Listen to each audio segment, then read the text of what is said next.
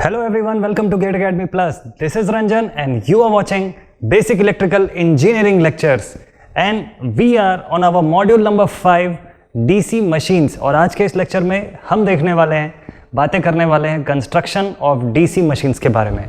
ठीक है, तो ये जो लेक्चर है this is going to be one of the most important lectures for DC machines, क्योंकि इसके अंदर आप सीखोगे, आप जानोगे कि इसके अंदर की कंस्ट्रक्शनल डिटेल्स कैसी होती हैं, इसके अंदर क्या क्या चीज़ें होती हैं, क्या क्या पार्ट्स होते हैं। And this lecture is purely going to contain all the constructional details of a DC machine. ठीक है, working and principle will be covered in a separate lecture. किसी अलग लेक्चर में वर्किंग और प्रिंसिपल के बारे में हम बात करेंगे। ठीक, ये लेक्चर पर्टिकुलरली कंस्ट्रक्शन का लेक्चर है, तो जो स्टूडेंट्स अगर नेट पे सर्च करते हैं कि constructional details of DC machine, ये वीडियो आपके लिए बहुत इंपॉर्टेंट है। स्टार्ट करते हैं कंस्ट्रक्शनल डिटेल्स, बिना टाइम वेस्ट किए तुरंत शुरू करते हैं। देखते हैं डीसी मशीन। अच्छा, और डीसी मशीन का कंस्ट्रक्शन शुरू करने से पहले मैं आपको एक चीज़ और फिर से याद दिला दूं कि हमने पिछले वीडियो में बात किया हुआ है कि जो डीसी मशीन्स होती है उसको मैं जनरलाइज फॉर्म में बता रहा हूं आपको, where we are counting DC generator and DC motor all together, generalize form है। ठीक है, तो डीसी मोटर और डीसी जनरेटर दोनों के कंस्ट्रक्शन फीचर्स इसके अंदर कवर अप होने वाले हैं और उसका डिटेल आप अभी देखने वाले हो बोर्ड पे मेरे साथ। चलो शुरू करते हैं। So this video is going to be for construction of DC machines और चलते हैं इसके नेक्स्ट पार्ट पे, सीधे लेके आते हैं कंस्ट्रक्शनल डायग्राम।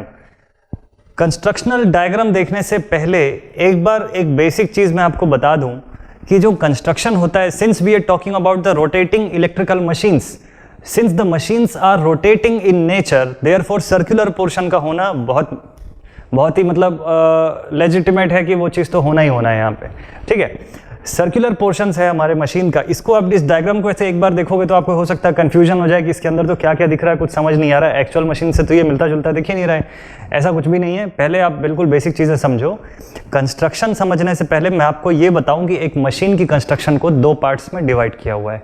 ठीक, अभी थोड़ी देर के लिए इस स्लाइड को मैं रोकता हूँ और आपको बोर्ड पे लेके चलता हूँ और वहाँ पे पहले देखते हैं कि इसके एक्चुअल में जो फीचर्स होते हैं वो होते क्या है, क्या सिस्टम होता है इसके कंस्ट्रक्शन का।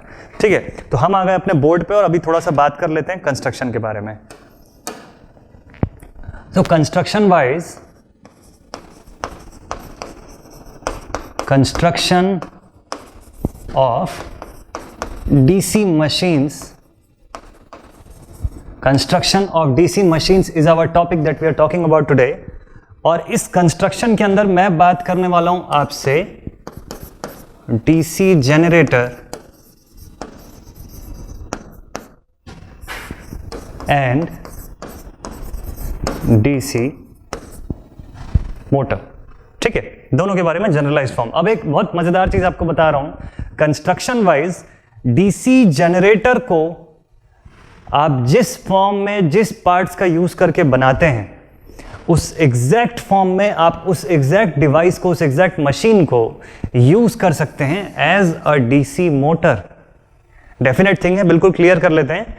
मैंने आपको स्टार्टिंग के इंट्रोडक्शन लेक्चर में बताया हुआ था कि ये जो मशीनें होती हैं, जो रोटेटिंग इलेक्ट्रिकल मशीन्स हैं हमारी, चाहे वो जनरेटर हो या मोटर हो, ये किसके ऊपर बेस करके वर्क करते हैं? इनका जो बेसिक वर्किंग होता है that is electro mechanical conversion of energy. ये इनका बेस है। कोई पूछे कि इनका जो वर्किंग होता है ये बेसिकली ये क्या है, किस टाइप का वर्किंग, एनर्जी का कैसा ट्रांसफॉर्मेशन होता है इसके अंदर, तो आप सीधे एक लाइन में बता सकते हो कि it works upon the electromechanical conversion principle of energy. Electro mechanical, या तो इलेक्ट्रिकल से मैकेनिकल या मैकेनिकल से इलेक्ट्रिकल फॉर्म ऑफ मूवमेंट के फॉर्म में हमको एनर्जी का आउटपुट जो होता है, ट्रांसफॉर्मेशन देखने को मिलता है। ठीक है, तो अगर मैं जनरेटर की बात करूं, एक डीसी जनरेटर की मैं बात करूं, तो आप समझ सकते हो कि एक डीसी जनरेटर के लिए ये लिख सकते हो आप कि डीसी जनरेटर क्या करता है। भाई बिल्कुल बेसिक सी बात है, आप लोगों ने स्कूल्स में भी पढ़ा हुआ है कि ये क्या करता है, मैकेनिकल इनपुट, मैकेनिकल इनपुट को चेंज करता है किसमें, इलेक्ट्रिकल आउटपुट में। आने वाले सेशंस में बहुत मज़ा आने वाला है आप लोगों को, क्योंकि इसका जो बेसिक वर्किंग एंड प्रिंसिपल वाला वीडियो है ना, उसको मिस मत करना। ये नेक्स्ट टू नेक्स्ट वीडियो एक आएगा, मज़ा आएगा, क्योंकि आपको मैं इसका जो बेसिक समझाऊंगा वो बिल्कुल बेसिक लेवल पे समझाऊंगा। इसका जो वर्किंग और प्रिंसिपल मैं बताने वाला हूँ ना, वो एकदम ज़्यादा एलिमेंट्री लेवल पे बताने वाला हूँ, और ज़बरदस्त मज़ा आएगा आपको उसको समझने में। ठीक, तो जिन भी स्टूडेंट्स को ऐसा लगता है कि वो कंसेप्ट हमारा उस टाइम पे क्लियर नहीं हो पाया, चाहे 12th स्टैंडर्ड में पढ़ाओ या इंजीनियरिंग फर्स्ट ईयर में पढ़ाओ, जब भी अगर आपको लगता है कि उसका कंसेप्ट क्लियर नहीं हो पाया, तो डेफिनेटली उस नेक्स्ट वीडियो को देखना ज़रूर आप लोग, मज़ा आएगा, बहुत सारा कुछ है उसके अंदर वर्क। ठीक है, हाँ भाई, तो वापस आते हैं इस पे। डीसी जनरेटर मैकेनिकल एनर्जी को इलेक्ट्रिकल एनर्जी के फॉर्म में कन्वर्ट करते हैं, यानी उसको इनपुट चाहिए मैकेनिकल और आउटपुट वो आपको देगा इलेक्ट्रिकल फॉर्म में। और ठीक इसका उल्टा जो होता है, यानी कि इलेक्ट्रिकल एनर्जी को मैकेनिकल में कन्वर्ट करता है कौन? DC motor. ये बेसिक तो पता है आप सभी को। ठीक, अब जरा कन्वर्जन वाले पार्ट पे आते हैं कि अब ये जो कंस्ट्रक्शन हम पढ़ने जा रहे हैं, इस मशीन के अंदर खास बात मैं ये बता दूं कि अगर आपके पास एक डीसी जनरेटर है, if you have a DC generator constructed form में, ठीक, तो उस सेम मशीन को आप यूज कर सकते हो as a DC motor.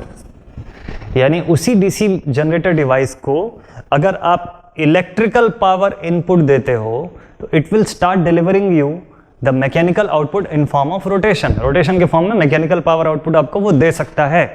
DC machine इसके कैपेबल होती है। तो कंस्ट्रक्शन वाइज अगर आप इनके अंदर देखो, कंस्ट्रक्शन वाइज देखो, तो नो चेंज दिखेगा आपको, स्लाइट टू नो चेंज, हल्का फुल्का चेंज होगा या बिल्कुल भी चेंज नहीं होगा। आप सेम मशीन को एज अ मोटर यूज कर सकते हो। हाँ, डिपेंडिंग अपॉन कि अब आपको उस मोटर के अंदर बहुत सारी चीजें हो सकता है चाहिए होंगी, कि आपको परमानेंट मैग्नेट मोटर चाहिए, ब्रश्ड मोटर चाहिए या ब्रशलेस चाहिए, जैसा भी चाहिए उसके हिसाब से आप कोई कंस्ट्रक्शनल चेंजेस कर सकते हो। Otherwise apart from that in general कोई चेंज करने की जरूरत नहीं होती है। That same machine can work as a DC motor as well. ठीक है, और इसका वाइस वर्सा भी होता है। वापस चलते हैं, अब आते हैं कंस्ट्रक्शन पे। कंस्ट्रक्शन समझने से पहले इसके बारे में थोड़ी सी बातें और कर लेते हैं। देखो, कंस्ट्रक्शन समझने से पहले मैं आपको ये बता दूं कि एक मशीन का कंस्ट्रक्शन जो होता है, अब देखो, अब जैसा मैंने आपको बता दिया कि एक जनरेटर हो या मोटर हो, कंस्ट्रक्शन वाइज कोई डिफरेंस नहीं होता है। ठीक है, डीसी के केस में। तो उस केस में मैं इन जनरल जो वर्ड यूज कर रहा हूं दैट इज मशीन। तो जब मैं मशीन बोल रहा हूं तो आप सीधे समझोगे कि I am talking about generator and motor combined form में।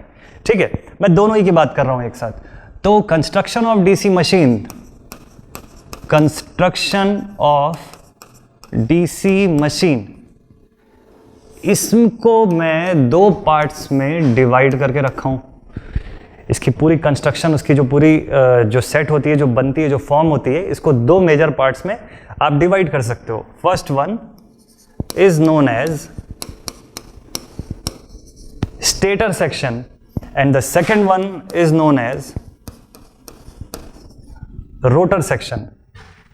ठीक है, ध्यान रखना, दो पार्ट में दो मेजर क्लासिफिकेशन होता है। सबसे शुरू में एक किसी भी आप मशीन के जब कंस्ट्रक्शन पार्ट में जाते हो तो उसको आप दो मेजर कैटेगरीज में डिवाइड कर सकते हो। ये जनरलाइज्ड है दोनों के लिए, चाहे मोटर हो या जनरेटर हो, दोनों के लिए कंबाइंड बता रहा हूं मैं। तो first section is stator and second one is rotor. Stator is the stationary part. इसका नाम स्टेटर ही वहां से पड़ा जहां पे स्टेशनरी वर्ड जो होता है उसके बेसिस पे इसका नाम रखा स्टेटर। और रोटेटिंग पार्ट या रोटेटरी पार्ट जो होता है उसके हिसाब से इसका नाम पड़ा रोटर। तो नाम से समझ में आ गया होगा आपको कि किसी मशीन के अंदर जितना भी स्टेशनरी पार्ट होता है, अब स्टेशनरी पार्ट पूछोगे सर क्या, तो स्टेशनरी पार्ट यानी जो मूव नहीं करता है, जो अपनी जगह पे फिक्स रहता है, जो रोटेट नहीं होता है, वो एज इट इज जैसा आपने उसको बनाया हुआ है वो वैसे ही रहेगा थ्रू आउट इट्स ऑपरेशन, उसके अंदर कोई मूवमेंट नहीं होती है। तो that whole section is stator. ध्यान रखना, कई बार स्टूडेंट कंफ्यूज हो जाते हैं, बोलते हैं कि सर स्टेटर पार्ट कहाँ है इसमें दिखाइए, वेयर इज द स्टेटर। वो स्टेटर जो पार्ट होता है वो कहाँ दिखता है? तो स्टेटर नाम का कोई पार्ट होता ही नहीं है एक्चुअल में, ये एकदम क्लियर रखना। There is no part like stator in the system. Stator is a name, is a collective name for all those stationary parts. सारे स्टेशनरी पार्ट्स को अगर कंबाइन करके एक साथ आप स्टेटर के फॉर्म में रेफर कर सकते हो। ठीक है, आप बोल सकते हो कि इन सबको मिला के बनता है स्टेटर। और वैसे ही जितने जो रोटेटिंग पार्ट्स होते हैं, rotating parts of machine are referred as rotor. Combined form में कई छोटे छोटे पार्ट्स का कॉम्बिनेशन मिला के बना एक रोटर, ऐसा कुछ होता है। तो ये इसका मेजर क्लासिफिकेशन होता है स्टेटर और रोटर के फॉर्म में। अब इस क्लासिफिकेशन के अंदर मैं आपको बताऊंगा कि स्टेटर के अंदर कौन कौन सी चीजें होती है और रोटर के अंदर मेजर कौन कौन सी चीजें होती है। हम उन्हीं चीजों के बारे में पढ़ेंगे जो हमारे सिलेबस और एग्जाम के पॉइंट ऑफ व्यू से मोस्ट इंपॉर्टेंट है। वैसे तो किसी भी मशीन के अंदर आपके टाइप्स बताते जाओ और वेरिएशंस आने शुरू हो जाएंगे बहुत सारे। तो मैं एक इन जनरल आपको एक आइडिया देने जा रहा हूं कि कंस्ट्रक्शन के अंदर क्या क्या चीजें होने वाली है कंबाइंड फॉर्म में for DC motor and DC generator as well. तो अभी हम बात कर रहे हैं स्टेटर की। सबसे पहले तो स्टेटर समझते हैं कि होता क्या है। किसी मशीन का स्टेशनरी पोर्शन, इस डायग्राम पे आते हैं, यहां से समझना शुरू करते हैं इसको। तो इस डायग्राम में देखो क्या क्या दिया हुआ है। देखो सबसे पहले आप देखते हो मशीन के बाहर का एक हिस्सा जो ऐसा सर्कुलर फॉर्म का दिखता है। आप कभी भी कोई मोटर या जनरेटर देखोगे तो ऐसा एक सिलेंड्रिकल सेक्शन आपको दिखेगा, ठीक है। तो उसका जो ये शेल जो दिखता है ना ऊपर का, ये जो पोर्शन होता है, क्या ये घूमता है? क्या डिपेंड करता है कौन सी मशीन है, ठीक है। सीपीयू वगैरह की मशीनों में देखोगे, फैन वगैरह में, तो उसमें कई कुछ में ये घूमता है और ये अंदर का पार्ट स्टेशनरी रहता है। जबकि इन जनरल में नॉर्मल मशीनों की बात करूं, मोटर या जनरेटर की, तो ये बाहर का पार्ट स्टेशनरी रहता है और अंदर जो रोटर सेक्शन होता है वो घूमना शुरू कर देता है। वो घूमता है इसकी रिस्पेक्ट में, ठीक है। तो नॉर्मली अगर मैं बोलूं तो ये जो है स्टेशनरी पार्ट है, it is the stationary part of a machine. तो ये भी स्टेटर की लिस्ट में ये भी आ जाएगा और इसको बोलते क्या है? It is termed as yoke, YOKE, it is termed as yoke. ये योक पोर्शन होता है, ठीक है। योक का काम क्या होता है? What is the major role of yoke? तो जब स्टेटर को हम अलग से जब समझेंगे तो वहां मैं आपको ये एक एक पार्ट्स का मीनिंग जो है वो समझाऊंगा। फिलहाल तो अभी डायग्राम में आप ये समझ लो कि कहां कहां पे कौन से पार्ट होते हैं, सो दैट आपको एक इमेजिन करते, एक पिक्चराइज करने में आसानी हो जाए। फिर आगे बढ़ते हैं, देखते हैं क्या क्या है। अब स्टेटर पार्ट हम लोग पढ़ रहे हैं, तो पहले मैं आपको पूरे स्टेटर के सेक्शंस बता दूं। तो मशीन का आउटर सेक्शन पूरा जो है that is known as stator. यहाँ पे जो पार्ट है, आउटर पोर्शन को स्टेटर नहीं बोलते हैं एक्चुअल में, outer portion comes under the category of stator. This is correct statement. तो इसके अंदर का जो पार्ट है दैट इज योक। ऊपर होता है टर्मिनल बॉक्स, यहीं से आप वायर कनेक्ट करते हो और आउटपुट सप्लाई ले सकते हो या इनपुट दे सकते हो, दोनों डिपेंड करता है कि आप मोटर या जनरेटर यूज कर रहे हो। नेक्स्ट इज पोल्स, जो यहाँ पे ऐसा जो पोर्शन दिखाई दे रहा है उसमें यहां से लेके यहां तक का जो पोर्शन है, दीज आर पोल्स, है ना। जबकि जो ये वाला जो पोर्शन है, this particular portion, this is known as pole shoes. ध्यान रखना, ये जो पोर्शन है ना, this is known as pole shoes. Pole के शूज, जैसे हम लोग शूज पहनते हैं ना, ठीक है, बस कुछ वैसा ही ये पोल्स के लिए शूज है। क्या इंपॉर्टेंस है डिस्कस करेंगे आगे, क्यों इसकी जरूरत पड़ती है। अच्छा, नेक्स्ट इसके बाद है यहाँ पे फील्ड वाइंडिंग्स। ये जो आप देख रहे हो, these are the field windings. इसके अंदर क्यों वाइंडिंग प्रोवाइड कर रहे हैं हम लोग, ठीक है। बाय द वे मैं आपको बता दूं कि बोर्ड में जो आप डायग्राम देख रहे हो, this is a 4 pole machine. देखो कितने पोल हैं, ये 1 2 3 4। तो आपको पता चल गया 4 पोल लगे हुए हैं, 4 पोल की मशीन है। तो मशीन का डिजाइन बेसिकली हम लोग ऐसे ही करते हैं, 2 4 6 8 10 12 ऐसा डिजाइन करते हैं। ऑब्वियस थिंग है कि आप सिंगल पोल मशीन अगर बना देते हो तो फिर उसका पर्पज ही फुलफिल नहीं हो पाएगा अगर आपको प्रॉपर रोटेशन चाहिए तो, ठीक है। नेक्स्ट वन, अब ये सब रोटर के अंदर में आते हैं। तो ये इसकी मैं बात कर रहा हूं, दिस इज पोल। तो इसको भाई स्टेटर पार्ट है तो इसको हम ग्रीन कलर में ही रखते हैं। हाँ भाई, पोल के बाद नेक्स्ट है field winding, this is also a stationary part. और यहां पे कुछ होती हैं ब्रशेस, ये भी आती हैं स्टेटर के अंडर में। टर्मिनल बॉक्स ऑब्वियस थिंग है स्टेटर के अंडर में, और बोला जाए तो योक वाले पोर्शन के साथ ही अटैच्ड होता है। यहाँ पे कुछ सपोर्ट स्ट्रक्चर भी होता है जिसको हम लोग माउंटिंग करने के लिए यूज करते हैं। ये सब कुछ पूरा स्टेटर पोर्शन के अंडर में आते हैं। नेक्स्ट बात करते हैं रोटर पोर्शन की। देखते हैं रोटर में क्या क्या आता है। कितना पार्ट जो है मशीन का वो रोटेट होने के लिए बना हुआ है। तो देखो ये अंदर बीच में जो ये पोर्शन है ना, this is meant for rotating purpose only. ये पूरा जो पोर्शन होता है this is for rotating portion. तो अब रोटेशन के लिए हमको क्या क्या चाहिए, तो देखो ये वाला जो पूरा सेक्शन होता है इसको क्या बोलते हैं, this is known as armature. This is the armature portion, ठीक है। यहीं पे कंडक्टर की वाइंडिंग्स की जाती है। Then next is armature conductor. तो जो वायर लगा होता है जो कॉपर का या एल्यूमिनियम का, यूजुअली कई बार मोस्टली मेजरली तो सिर्फ कॉपर ही यूज़ होता है, बट नॉर्मली हम लोग कई बार एल्यूमिनियम के कंडक्टर्स भी यूज़ करते हैं, डिपेंडिंग अपॉन कि कॉस्ट इफेक्टिव वो ज़्यादा पड़ता है हमको, बट रिलायबिलिटी जो है वो कॉपर की ज़्यादा होती है, ड्यूरेबिलिटी कॉपर की ज़्यादा होती है, कंडक्टिविटी भी कॉपर की इससे मच बेटर होती है। तो ये आर्मेचर कंडक्टर्स जो हम यूज़ करते हैं, जो इन पॉइंट्स पे डॉट्स से आपको दिखाई दे रहा है, वो एक्चुअल में डॉट्स और क्रॉसेस के फॉर्म में, ऐसे डॉट्स और ऐसे क्रॉसेस के फॉर्म में रहते हैं, जो कि उस वाइंडिंग की इनकमिंग और आउटगोइंग सेक्शंस को रिप्रेजेंट करते हैं रेस्पेक्टिवली। और आगे बात करें तो देखो हमारे पास यहाँ पे होता है कुछ कम्यूटेटर, क्या क्या पार्ट होते हैं मैं पूरा डिटेल में बताऊंगा आपको, ठीक है। कंटिन्यू आप बने रहिए, पूरा वीडियो आप देखिए लास्ट तक के में, हम पूरा का पूरा चीज़ क्लियर करते हैं। ये सब मेजर पोर्शंस होते हैं इसके अंदर, और ये जो है जो इसमें डिफाइन नहीं किया गया है, this portion is the shaft. Important part है, शाफ्ट जो होता है यही वो पोर्शन होता है जो किसी मोटर या जनरेटर से बाहर निकला हुआ दिखता है, जहां पे अगर मोटर का केस है तो आप मैकेनिकल पावर आउटपुट ले रहे हो उसी शाफ्ट के हेल्प से, उसको कुछ भी बेल्ट ड्राइव करने के लिए या कुछ भी चीज़ को ड्राइव करने के लिए यूज़ कर रहे हो, और अगर वो जनरेटर का केस है तो उसी शाफ्ट के हेल्प से आप मैकेनिकल इनपुट दे रहे हो, उसी शाफ्ट को आप घुमा रहे हो, तो ये अंदर की मैकेनिज्म जो है ये रोटेट कर रही है इस पूरे सिस्टम के अंदर, मैग्नेटिक फील्ड के अंदर, ठीक है। तो ये शाफ्ट का बहुत इंपॉर्टेंस होता है, बहुत इंपॉर्टेंट चीज़ है ये। तो ये शाफ्ट आपको यहाँ पे देखने को मिल रहा है, ये पोर्शन जो है दिस इज कम्यूटेटर पोर्शन। इसके बाहर जो ब्रशेज हैं, ब्रश तो भाई कांस्टेंट यानी स्टेशनरी पार्ट्स हो गई, तो अभी इसकी बात ही नहीं कर रहे हम लोग। फिर यहाँ पे आर्मेचर सेक्शन जो है, और आर्मेचर के अंदर ये जो छोटे छोटे स्लॉट बने हुए हैं, इन स्लॉट्स के अंदर कंडक्टर की वाइंडिंग है। तो अब अगर मैं इसको हटा दूं यहाँ से और मैं इसका थोड़ा सा डिटेल डायग्राम ले आऊं यहाँ पे, तो कुछ ऐसा दिखेगा आपको मशीन का, और थोड़ा डिटेल्ड फॉर्म में, जैसा आप बुक्स वगैरह में पढ़ते हो या जैसा नॉर्मली आपको यूनिवर्सिटीज़ वगैरह में पढ़ाया जाता है। तो कुछ ये जो डायग्राम है इससे आपको थोड़ा सा और रिजेम्बलेंस मिल जाएगा, मज़ा आएगा इससे और पढ़ने में। ये देखो, ये काफ़ी थोड़ा और मिलता जुलता दिखेगा, इससे ज़्यादा डिटेल में और अच्छा। इसको समझ लेते हैं। देखो क्या क्या चीज़ अब मिला हमको यहाँ से। तो अब देखो स्टेटर पार्ट में क्या क्या दिख गया। स्टेटर में हमको फिर से दिख गया स्टील से बना हुआ योक, ज़रूरी नहीं है स्टील से हो, कास्ट स्टील, कास्ट आयरन, कुछ भी यूज़ कर सकते हैं। क्यों और कैसे यूज़ करते हैं वो बताऊंगा मैं। ये पोल पीसेस मिल गए आपको, देखो कैसे नॉर्थ और साउथ के फॉर्म में ऐसा एक कॉम्बिनेशन बनाता है, एक पूरा एक 1 यूनिट बोलते हैं इसको हम लोग यूजुअली। तो यहाँ पे 2 यूनिट है, यानी 4 पोल्स लगे हुए हैं। फिर आगे क्या क्या हमारे पास, ये पूरा योक पोर्शन है, ये माउंटिंग का सेक्शन है। इसी के हेल्प से आप इस मशीन को किसी भी पिलर पे या किसी भी जो बेस इसका क्रिएट किया जाता है उसके ऊपर माउंट करते हो, बोल्ट के सहारे इसको टाइट करते हो, ठीक है।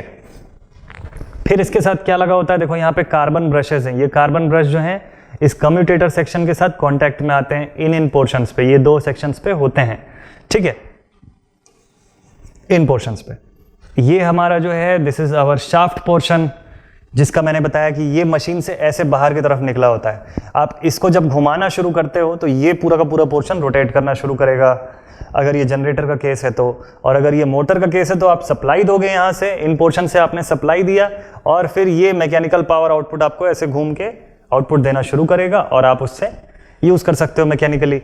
रोटर पार्ट के अंदर अगर जाएँ तो देखो आप एक बार क्विकली रिवाइज कर लो कि रोटर के अंदर हमको क्या क्या देखने को मिला। ये पूरा हमारा आर्मेचर सेक्शन है, इसके अंदर आर्मेचर की वाइंडिंग्स है, ये डॉट्स और क्रॉसेस के फॉर्म में हमारी कंडक्टर वाइंडिंग्स हैं इस पूरे पोर्शन के अंदर। यहाँ पे है हमारा कम्यूटेटर, यहाँ पे है हमारा शाफ्ट, ये सब रोटर्स के अंदर में आते हैं, ठीक है। अब ज़रा डिटेल्ड फॉर्म में देखते हैं। देखो कुछ चीज़ें ऐसी है जो हो सकता है आपको लग रहा होगा अभी समझ नहीं आ रहा है। जैसे यहाँ लिखा हुआ है आर्मेचर और नीचे लिखा है लैमिनेटेड। क्यों लैमिनेटेड, क्या नीड है इसकी? कार्बन ब्रशेस, क्यों कार्बन का ही ब्रश यूज़ करते हैं? बहुत सारा क्वेश्चन आता है स्टूडेंट्स के माइंड में, ठीक है। ये सारा क्वेश्चन हम इसके अंदर क्लियर करने वाले हैं। और मोस्ट इंपॉर्टेंट जो मैं आपको बता दूं कि एक दो जो पॉइंट्स है जो बहुत ज़्यादा इंपॉर्टेंट है आपके एग्जाम के पॉइंट ऑफ व्यू से, आपको ये पता होना चाहिए कि ये क्या चीज़ है। This is important. यूनिवर्सिटी आप स्टूडेंट्स हो, आप बहुत सारी यूनिवर्सिटी के मैं बता सकता हूँ एग्जाम्पल में, आप JNTU से हो या BIT से हो या किसी भी अलग अलग अगर यूनिवर्सिटीज़ के हो, या पंजाब के यूनिवर्सिटीज़ का ही मैं क्वेश्चन बता दूं आपको, तो कम्यूटेटर बहुत फेवरेट क्वेश्चन होता है यूनिवर्सिटीज़ का। मोस्टली आपको कम्यूटेटर, फील्ड वाइंडिंग, ये सब के बारे में पूछा ही जाता है। आर्मेचर क्या होता है, कम्यूटेटर क्या होता है, कार्बन ब्रशेस क्यों यूज़ करते हैं हम, क्या नीड है इसका, इसको रिप्लेस नहीं कर सकते क्या किसी और चीज़ से, पोल्स का क्या सिग्निफिकेंस होता है, इन सब के कुछ कुछ शॉर्ट नोट्स के फॉर्म में भी क्वेश्चन देखने को मिल सकते हैं आपके एग्जाम में। तो ये प्रिपेयर करना बहुत ज़रूरी है, कम्यूटेटर मोस्ट इंपॉर्टेंट है, ध्यान से समझना है इसको। आगे बढ़ते हैं, चलो नेक्स्ट देखते हैं कि अब इसके बारे में और क्या है हमारे पास पढ़ने को। तो चलो देखते हैं, अब मैं शुरू करने वाला हूँ यहाँ पे from the stator part, proper define करते हैं, एकदम डायग्राम के साथ समझते हैं। आप लोगों के लिए ध्यान से मैंने बिल्कुल बनाया हुआ है स्लाइड को, कि आपको जो चीज़ मैं बताने जा रहा हूँ उसको विजुअलाइज करना ईजी हो जाए। मैं ड्रॉ करूँ और उसमें टाइम लगे, उससे बेटर है कि आपको वो चीज़ बनी बनाई और एक्चुअल लाइफ में वो कैसे दिखने वाली है, मैं उस फॉर्म में दिखाना चाहता हूँ। ठीक है, देखते हैं, मे बी ये स्लाइड्स आपके लिए शायद हेल्पफुल होनी चाहिए। तो फर्स्ट पार्ट इज योक। पहला पार्ट जो होता है हमारा योक, आउटर मोस्ट सेक्शन पूरा मशीन का किस काम आता है, जब इसका डायग्राम आएगा बोर्ड पे तो मैं आपको समझाऊंगा। ठीक, स्टेटर पढ़ रहे हैं अभी हम लोग, ये ध्यान रखना। इसके आगे हमारा जो नेक्स्ट पार्ट आता है, दे आर पोल्स। मशीन के अंदर पोल्स की क्या नीड है। नेक्स्ट, पोल के सामने जो पोर्शन जो लगा होता है, जो मैंने बताया आपको, दैट इज पोल शूज। अगला पार्ट है फील्ड वाइंडिंग्स। ये फील्ड वाइंडिंग कहाँ पे होती है और क्या नीड होती है फील्ड वाइंडिंग करने की। और last but most important part जो है, दैट इज ब्रश, जिसको आपने डायग्राम में देखा था एज अ कार्बन ब्रश। ठीक है, ये स्टेटर के मेजर पार्ट्स हैं, मोस्ट इंपॉर्टेंट पार्ट्स ऑफ स्टेटर्स हैं। ठीक, एक एक को समझते हैं एकदम ध्यान से। ये अगर आपने पढ़ लिया तो आपको कंस्ट्रक्शन का एक मेजर आइडिया हो जाएगा कि कैसे बन रहा है मशीन। तो चलो योक को बोर्ड पे लेके आते हैं तुरंत, देखते हैं योक कैसा आया। जोरदार। योक जो है, इमेजिन करना आपके लिए थोड़ा इजी हो जाएगा। ऐसा डायग्राम मैंने रखा हुआ है खोज के यहाँ पे, इसको समझते हैं थोड़ा सा। ठीक है, थोड़ा डिस्कस कर लेते हैं, फिर आगे बढ़ेंगे नेक्स्ट डायग्राम पे। तो योक पोर्शन क्या खास है भाई इसके अंदर। देखो, पहला जो बाहर का शेल है, outermost shell of the machine, और ये जो पर्टिकुलर पोर्शन है, these things are all known as yoke. ये मशीन का बाहरी पोर्शन होता है। योक का वर्किंग क्या होता है, किस काम के लिए योक का यूज होता है। तो देखो, इसका सबसे इंपॉर्टेंट जो नीड होता है वो होता है प्रोटेक्शन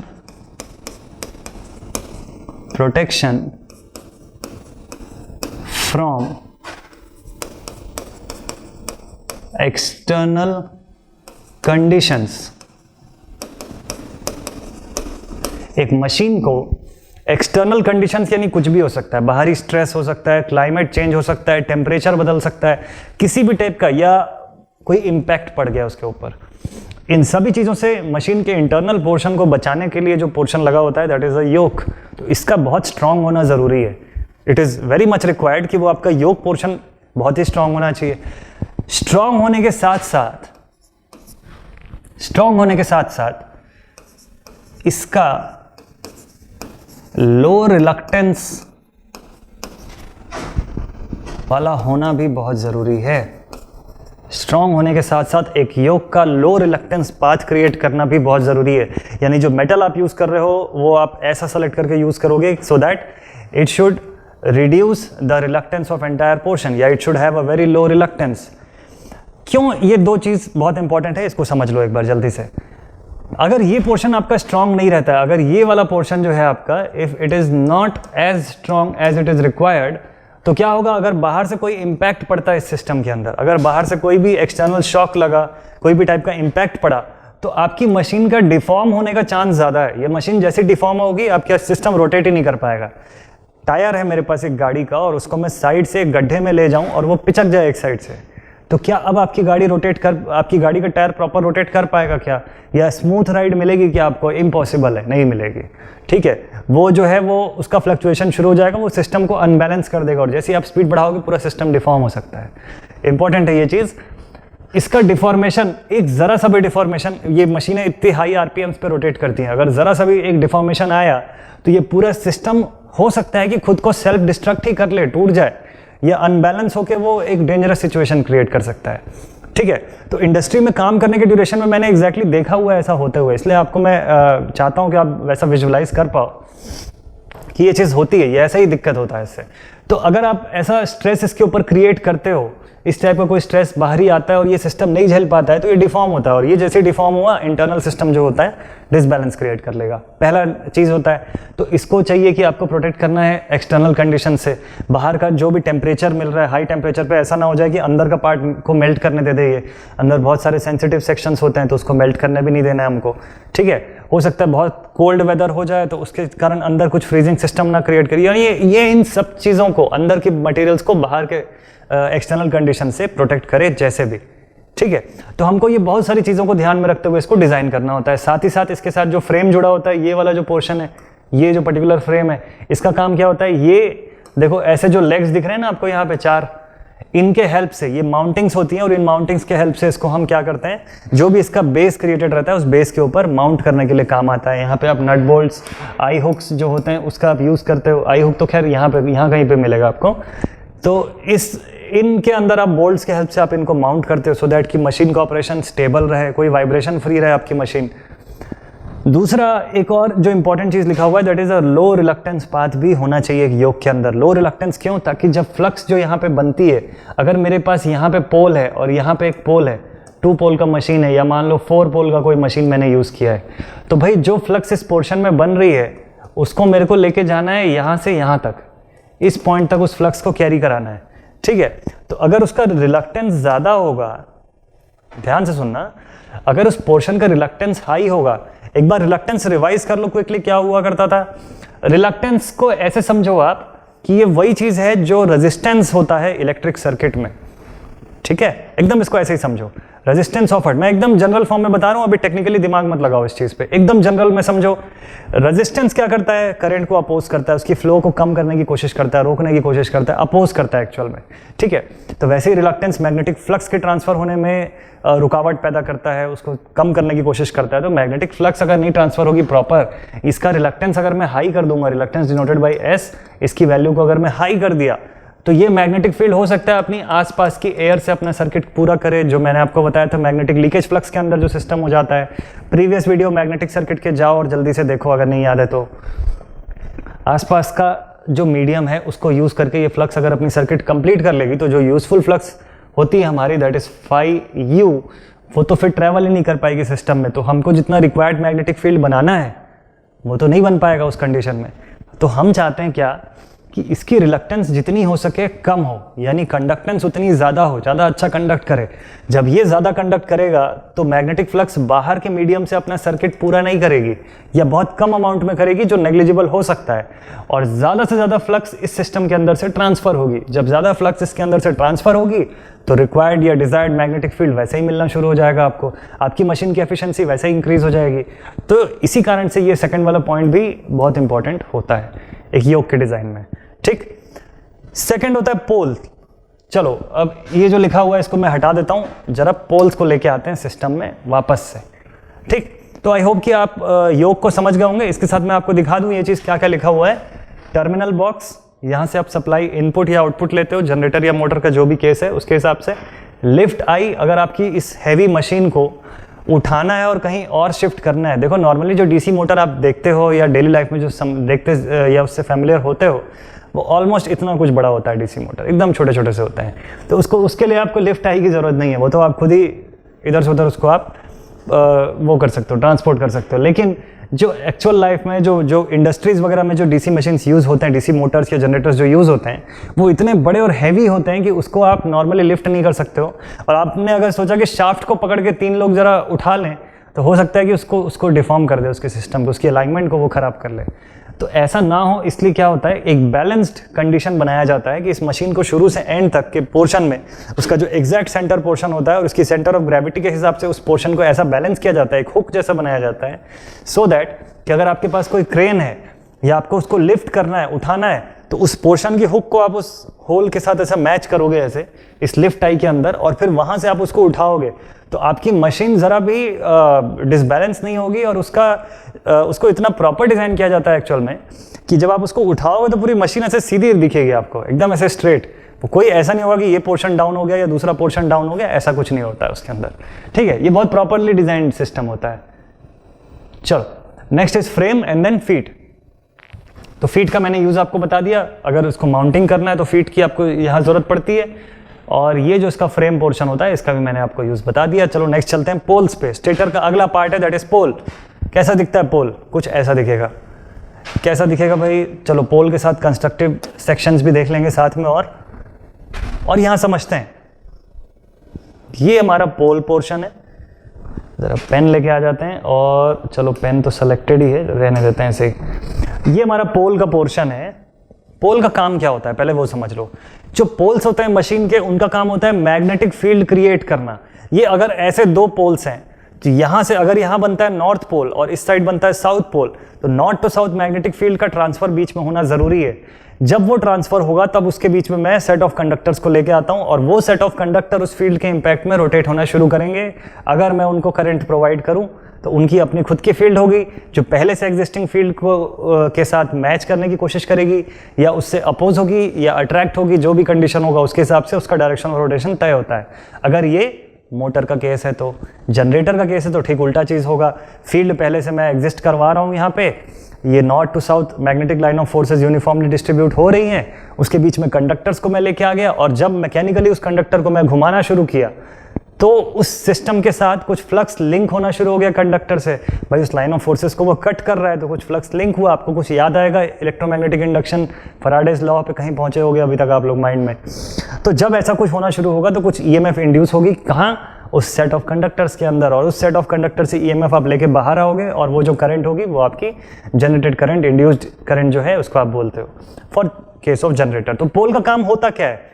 पोल का काम होता है मैग्नेटिक फील्ड को डिस्ट्रीब्यूट करना सिस्टम के अंदर। पोल स्टेशनरी क्यों है? क्योंकि हम इसको यहाँ कहीं पे डिजाइन करते हैं। ऐसा कोई जो स्टेटर पोर्शन जो होता है हमारा यहाँ कहीं पे डिजाइन करता है। देखो नॉर्मली ये कैसा दिखता है, इसको ऐसे ही समझ लेते हैं, इसको ऐसे ही बना के मैं दिखाने की कोशिश करता हूँ आपको। ये जो पोर्शंस होते हैं ना, ये लगभग कुछ ऐसे दिखाई देते हैं, ऐसे दिखते हैं ये लोग। जो पोल्स का पोर्शन होता है ये कुछ ऐसा दिखता है। ध्यान रखना इसमें पोल जो है वो यहां से यहां तक है। दीज आर द पोल्स, यहां से यहां तक ये जो पोर्शन है दिस इज अ पोल। ठीक है, क्योंकि इसके बाद का ये वाला जो पोर्शन आ गया दिस इज अ पोल शू, ये अलग चीज है, ये डिफरेंट है। जो यहां लिखा हुआ है दैट इज अ पोल शू। लेकिन पोल जो है ना वो ये पोर्शन है, पोल जो है वो ये पोर्शन है। पोल का काम क्या होता है? देखो पोल के साथ ही अटैच्ड होती है फील्ड वाइंडिंग्स, पोल के साथ ही अटैच्ड होती है फील्ड वाइंडिंग। देखो पोल जो होता है वो अलग अलग तरीकों से बनाया जाता है।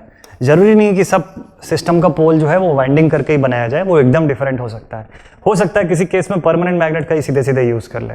आप लोग अगर स्कूल लेवल पे जब पढ़ते थे तो आपने कुछ ऐसा डायग्राम देखा होगा जब आप मशीन पढ़ रहे होगे तो, है ना? आपने ऐसा कोई डायग्राम देखा होगा जहाँ पे यहाँ ऐसे एन लिखा होता है, यहाँ एस लिखा होता है, ठीक, और लाइन ऑफ फोर्सेस ऐसे ट्रेवल करती हुई यहाँ दिखाई जाती है, और फिर इसके अंदर से एक सिस्टम जो होता है वो ऐसा कुछ बना होता है, ऐसा वाला, ठीक है, और यहाँ पे फिर ऐसे कार्बन के ब्रशेस जो होते थे वो ऐसा कुछ लगे होते थे। ठीक है, अभी फिलहाल तो ये रफ डायग्राम है, इसको बिल्कुल सीरियसली मत लो, रफ डायग्राम है, इसको बस सिर्फ समझो आपकी कि मैं क्या बताना चाह रहा हूँ। तो पोल्स का जरूरी नहीं है कि वहाँ वाइंडिंग भी हो साथ में, वो भी मैं लगा के रखूँ, नॉट नीडेड। हो सकता है कि कुछ जो छोटे मेरे मोटर्स होते हैं, छोटे मशीन्स होते हैं, छोटे जनरेटर्स होते हैं, उसमें मुझको ये वाइंडिंग की भी जरूरत ना पड़े। फील्ड वाइंडिंग बोलते हैं वैसे हम लोग इसको। तो हो सकता है कि ये जो फील्ड वाइंडिंग है ना, जो मैं लिखा हूँ, ये फील्ड वाइंडिंग यहाँ पे शोन है ग्रीन कलर से, ठीक है। तो हो सकता है जरूरत ना पड़े। देखो फील्ड वाइंडिंग की जरूरत क्या है, मुझको इस सिस्टम के अंदर मैग्नेटिक फील्ड चाहिए। अगर यहाँ पे नॉर्थ बनता है तो यहाँ साउथ बनना चाहिए, तब ये मेरा एक यूनिट का कॉम्बिनेशन बनता है। तो इससे क्या होगा, मेरी लाइन ऑफ फोर्सेस नॉर्थ से साउथ की तरफ ऐसे ट्रेवल करना शुरू करेंगी। ये डायरेक्शन होगा इनके ट्रेवल करने का। इससे फायदा क्या होगा भाई, Faraday's law of electromagnetic induction, इस पे मैंने सोचा हुआ एक अलग से एक वीडियो दूंगा आपको, सिर्फ और सिर्फ Faraday's law of electromagnetic induction को ही कवर करेगा। एसी और डीसी दोनों ही चीजें आपने पढ़ा, दोनों ही में मैंने इस चीज का नाम लिया, फैराडे के लॉ का नाम लिया। बहुत इंपॉर्टेंट लॉ है, बहुत ज्यादा इसका नीड है कि आपको वो आए, वो पता रहना चाहिए कि क्या होता है, क्योंकि मैं बार बार वो वर्ड बोलूंगा, बार बार आपको बताऊंगा कि Faraday's law of electromagnetic induction पे बेस्ड है। तो आपको आपके माइंड में जब तक वो क्लियर नहीं होगा कि कैसे वर्क करता है, क्या है उसके लॉज, तब तक आप ये चीज को समझो, थोड़ा सा उसका चांस कम रहेगा। तो अब इसके अंदर होता क्या है एक्चुअल में, तो देखो इसके अंदर क्या होता है कि जब line of forces, magnetic line of forces north to south जब ट्रैवल कर रही है, यूनिफॉर्म मैंने फील्ड बना के रखा हुआ है, और अब मैं क्या करूंगा, इस फील्ड के अंदर कुछ सेट ऑफ कंडक्टर्स को लेके आऊंगा और इनको रोटेट करवाऊंगा। जब रोटेट कराऊंगा तो इससे लिंक होने वाली फ्लक्स चेंज होती रहेगी। तो वो जो टाइम के साथ जो चेंजेस आता है उससे कुछ ईएमएफ इंड्यूस होती है। कहाँ पे, किस में इंड्यूस होगी, इस सेट ऑफ कंडक्टर के अंदर इंड्यूस होगी। ये जो रोटेट हो रहा है ना, इसके अंदर कुछ ईएमएफ इंड्यूस होगी, जिसको कि हम नॉर्मली ऐसा लिखते हैं E equals to minus N d phi upon d t, ऐसा कुछ फॉर्म में इसको डिनोट करते हैं, ऐसा लिखते हैं हम लोग, ठीक है। E equals to minus N d phi by d t समझेंगे, इसको भी आराम से समझेंगे, ये भी मैं आपको बताऊंगा। वर्किंग प्रिंसिपल में तो पूरा यही समझने वाले हैं, लेकिन मैं सोच रहा हूँ अभी मैंने जस्ट प्लान किया कि आपको उससे पहले एक फैराडेज लॉ का एक सेपरेट शॉर्ट सा ही रहेगा, लेकिन एक वीडियो रहेगा जिसमें आप समझोगे फैराडेज लॉ क्या होता है, ठीक है। अगर आप समझ चुके हो, आपको आता है, तो डेफिनेटली आप मत देखो, डायरेक्टली आप वर्किंग प्रिंसिपल पे जा सकते हो, बट मैं रिकमेंड करूंगा कि आप उस वीडियो को भी देखना, ठीक है। उसमें ये सारा चीज़ मैं कवर करूंगा कि आपको कैसे फैराडेज लॉ, इस पर कैसे लगता है फैराडेज लॉ, चलो होता क्या और काम कैसे करता है, पहले तो वही क्लियर करेंगे। वापस आते हैं इस पर। तो मैंने आपको बताया फील्ड वाइंडिंग हम यहाँ पे लगाते हैं, इसको एक्सटर्नल सप्लाई देते हैं। देखो मशीनों में मैंने बताया था बहुत टाइप की होती है, सेपरेटली एक्साइटेड, सेल्फ एक्साइटेड, ऐसे बहुत सारा वैरायटी है। तो अगर सेपरेटली एक्साइटेड है तो इनको अलग से एक्साइटेशन प्रोवाइड किया जाता है, एक्सटर्नल सप्लाई इनको अलग टाइप से दी जाती है ताकि कुछ चेंजिंग मैग्नेटिक फील्ड बन जाए। फिलहाल डीसी का केस है तो यहाँ कुछ अलग मैग्नेटिक फील्ड, हमको कांस्टेंट वाली मैग्नेटिक फील्ड बनाने की जरूरत पड़ती है, तो इसको हम सप्लाई देते हैं, यहाँ कुछ मैग्नेटिक फील्ड बनता है, इस फील्ड के रिस्पेक्ट में हमको इसको रोटेट कराना होता है। इंपॉर्टेंट क्या है, अब इन दोनों में डिफरेंस क्या है, दोनों का वर्किंग तो एक ही जैसा है। यहाँ भी मैग्नेट इसीलिए दे रहे हैं ताकि एक मैग्नेटिक फील्ड बन जाए यहाँ से यहाँ तक की, और उसके अंदर ये सिस्टम रोटेट करे। काम दोनों एक ही चीज कर रहे हैं, दोनों Faraday's law of electromagnetic induction पे ही बेस करके वर्क कर रहे हैं। डिफरेंस क्या है, यहाँ पे अगर कोई आपको बोले कि चलो भाई फ्लक्स डेंसिटी की वैल्यू बढ़ा दो, मेरी अब रिक्वायरमेंट बदल गई है, मुझे थोड़ा हैवी लोड ड्राइव करना है या थोड़ा स्पीड बढ़ाना है, आरपीएम को इंक्रीज करना है, तो आप चलो एक काम करो, इसकी फ्लक्स डेंसिटी को इंक्रीज कर दो, और या तो फिर मैं ऐसा बोल दूं कि चलो यहाँ पे H की वैल्यू को बढ़ा दो, ठीक है। क्या बोला मैं, समझ रहा हूँ ना, मैग्नेटिक फील्ड की इंटेंसिटी को बढ़ा दो, मुझको स्पीड ज़्यादा चाहिए, टॉर्क ज़्यादा चाहिए अब यहाँ इस सिस्टम में, तो क्या आप इसमें बढ़ा सकते हो क्या। मैं अभी थोड़ी देर के लिए ये ब्लू वाले कंडक्टर को भूलने बोल रहा हूँ, रोटर सेक्शन को भूल जाओ, स्टेटर में बोलो आप कुछ ऐसा कर सकते हो क्या जिससे H की वैल्यू इंक्रीज हो जाए, नहीं कर सकते हो, क्योंकि ये परमानेंट मैग्नेट यूज कर रहे हो आप। परमानेंट मैग्नेट अगर है तो B और H सब पूरा फिक्स कांस्टेंट, कुछ नहीं चेंज होने वाला। लेकिन यही चीज आप यहां पे जरूर कर सकते हो, इस मशीन के अंदर आप ये काम कर सकते हो। यहां आप नंबर ऑफ टर्न्स को, आपको पता ही है ना कि H is equals to NI upon L, ठीक। नंबर ऑफ टर्न भी एक फैक्टर है जिसके हिसाब से H बदलती है, तो मैं क्या करूंगा, सीधे सीधे ये नंबर ऑफ टर्न्स को बढ़ा दूंगा। मुझे H बढ़ाने को बोला हुआ है ना, नंबर ऑफ टर्न्स को बढ़ा दूंगा मैं अभी। अगर ये 1000 टर्न्स की वाइंडिंग थी इस पे, तो मैं अब इसको बढ़ा के 2000 टर्न्स कर दूंगा।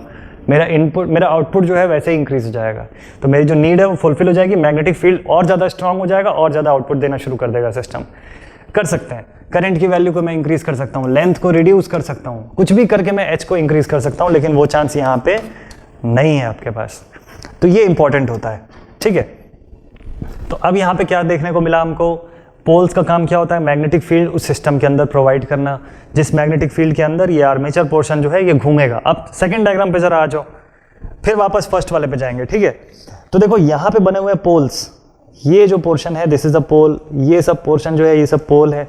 इन पोल्स के साथ देखो ये जो दिख रहा है आपको, this is a field winding, ये जो है this is a field winding, ये फील्ड की वाइंडिंग है।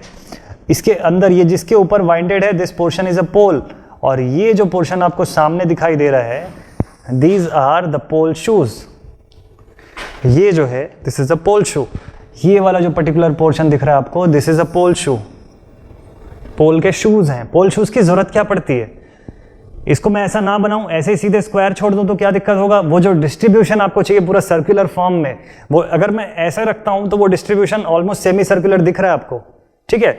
लेकिन अगर उसको मैं ऐसा कर दूं तो वो सेमी सर्कुलर डिस्ट्रीब्यूशन नहीं मिलेगा आपको, वो डिस्ट्रीब्यूशन बहुत एक छोटे पोर्शन पे ही होगा। तो मैग्नेटिक फील्ड को यूनिफॉर्मली डिस्ट्रीब्यूट करना है मुझे उस आर्मेचर सेक्शन के ऊपर, ये करने के लिए मुझको इस शूज की जरूरत पड़ती है, ऐसा सेमी सर्कुलर, ऐसा ऑलमोस्ट सेमी कर्व्ड पैटर्न जो होता है वो मुझको लगाना पड़ता है, ताकि फील्ड जो है वो इस पूरे पोर्शन के अंदर ऐसे यूनिफॉर्मली डिस्ट्रीब्यूट हो जाए, हाफ पोर्शन इससे कवर हो जाए और दूसरा हाफ दूसरे इसके जो ऑल्टरनेटिव इसका जो पेयर है उसके साथ कवर हो जाए। फिर इस पोर्शन के अंदर आती है हमारी फील्ड। तो देखो फील्ड वाइंडिंग्स, यहाँ पे वाइंडिंग करके रखा हुआ है, जितने नंबर ऑफ टर्न्स, जिस हिसाब से जितनी पावर की मशीन डिजाइन करनी है उसके हिसाब से आप वैसा वाइंडिंग प्रोवाइड कर सकते हो। अभी इस पे ना जाके वापस आते हैं ऊपर। पोल शूज समझ चुके हो आप, पोल क्या होता है वो समझ चुके हो, क्या नीड है, ठीक है। एक और इंपॉर्टेंट चीज है कि इन पोल्स को जो फील्ड वाइंडिंग जो हम प्रोवाइड कर रहे हैं यहाँ पे, उस फील्ड वाइंडिंग को भाई अगर आप वाइंडिंग कर रहे हो तो कुछ कोर होगा ना जिसके ऊपर आप वाइंड करोगे पूरे सेक्शन को। उस कोर को जब भी डिजाइन किया जाएगा तो उसको लैमिनेटेड पतली पतली शीट्स के फॉर्म में, ये चीज़ यूजुअली आप ट्रांसफार्मर में पढ़े होते हो, वहाँ पे भी लिखा होता है कि ट्रांसफार्मर का जब कोर बनाया जाता है तो उसको थिन लैमिनेटेड शीट्स के फॉर्म में डिज़ाइन किया जाता है और उसके ऊपर फिर वाइंडिंग होती है। रीज़न क्या है भाई? बिल्कुल सिंपल सा रीज़न है, सबको पता है ये चीज़। इसका रीज़न होता है कि हमको एडी करंट को हटाना है। भाई एडी करंट को रिमूव करने के लिए ही ये चीज़ किया जाता है। तो पोल जब भी डिज़ाइन होता है तो क्या किया जाता है इसमें? लैमिनेटेड शीट्स का यूज़ होता है पोल के कोर को डिज़ाइन करने के लिए। पोल का कोर बनता है, उसको पतली पतली लैमिनेटेड शीट्स से बनाया जाता है। क्यों? To reduce eddy current losses. भाई ऑब्वियस थिंग है ना, सरफेस चार्ज डिस्ट्रीब्यूशन के ऊपर बेस्ड है एडी करंट। तो अगर मैं सरफेस ही कम कर दिया तो वैसे ही उसकी चार्ज खत्म हो गई, वैसे ही पोटेंशियल कम हो गई। और लैमिनेट कर दिया मैंने पतली माइका के सेक्शंस लगा के, माइका लगा के मैंने उसको लैमिनेट कर दिया, एक थिन शीट को दूसरी थिन शीट से अलग भी कर दिया साथ में, तो मैंने उसका सरफेस का पोर्शन तोड़ दिया, खत्म कर दिया। तो अब उस पर्टिकुलर पोर्शन में एडी करंट कितनी बनेगी? बिल्कुल नेग्लिजिबल बनेगी, और जो बन भी रही है वो दूसरे वाले से खुद को कैंसिल आउट करने की भी कोशिश करेगी। तो एक डिटेल्ड फिनोमिना होता है इसका, मैंने किसी वीडियो में आगे पिछले किसी वीडियो में डिस्कस किया है, ऐसा मुझे याद आ रहा है। तो आप लोग एक बार देख लेना, मैग्नेटिक के वीडियोस में शायद बीएच कर्व के आसपास के किसी वीडियो में मैंने डिस्कस किया हुआ है इस टॉपिक को, तो आपको मिल जाएगा डिटेल में। तो लैमिनेटेड पोल कोर, देखो इतना ध्यान देना, जहां पे भी वाइंडिंग होने वाली है ना, जिस भी कोर के ऊपर वाइंडिंग होती है तो यूजुअली कोशिश किया जाता है कि उसकी जो कोर पोर्शन है उसको हमेशा पतले पतले शीट्स के फॉर्म में ही डिजाइन करें और लैमिनेट करके एक दूसरे से सेपरेट कर दें।